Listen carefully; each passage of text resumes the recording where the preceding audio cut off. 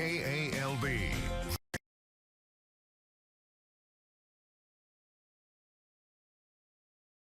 On in the tropics, Hurricane Lee, a very powerful storm, 130-mile-per-hour winds. This is forecast to become a Category 5 storm by tomorrow, and with winds of 165 miles per hour. Very powerful hurricane.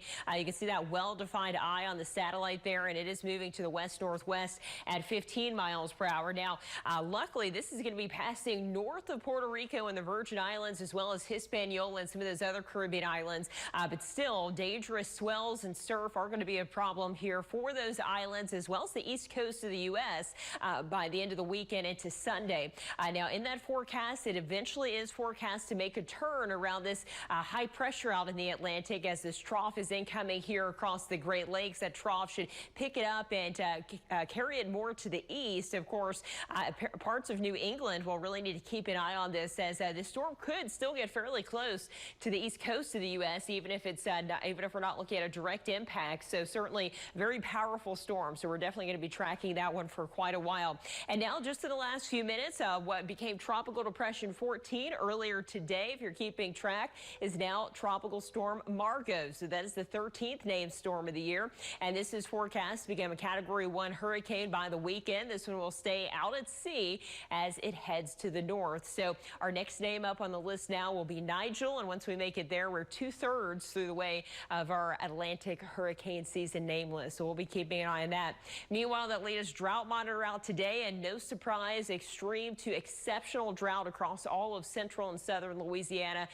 We've really seen an expansion of that exceptional drought through much of Rapides and Vernon Parish and parts of Avoyelles as well. Now, we do have a more active pattern here over the next week. Unfortunately, really no widespread rainfall that really just soaks the area, but we still have a lot of hit or miss activity in the forecast. So cold front making its way into the state now. This is very slowly going to make its way across the state here from north to south over the next day or so. So out ahead of that, we do have storms firing up.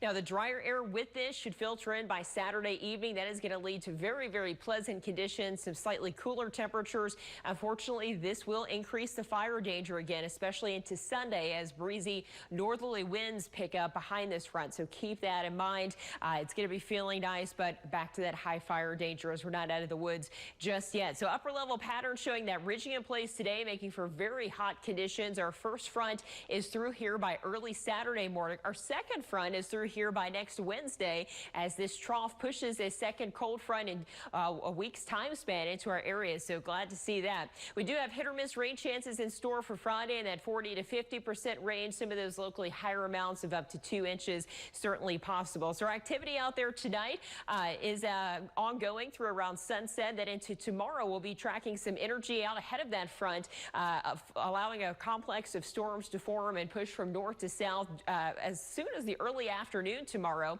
And we could see some additional activity behind that into the evening and into the overnight, all the way into Saturday morning as well. Now, anything that forms during this time could become severe, primarily damaging wind gusts as well as some hail. So we are outlined here in a level 2 out of 5 risk for severe weather for Friday afternoon and Friday night. Temperature wise, we're in the mid to upper 70s here for tonight. Highs tomorrow are going to be right up around 100 degrees out to the west, upper 90s here across central Louisiana and the metro area, and some low 90s there to the north and east. We'll also see a heat advisory in place for Friday as well. That's going to be for that heat index well over 100 degrees. So again, hit or miss storm activity beginning as soon as noon and continuing into tomorrow evening. And looking at that extended forecast, very pleasant conditions on Sunday, waking up with temperature of around 65, high of 94, lots of 60s on the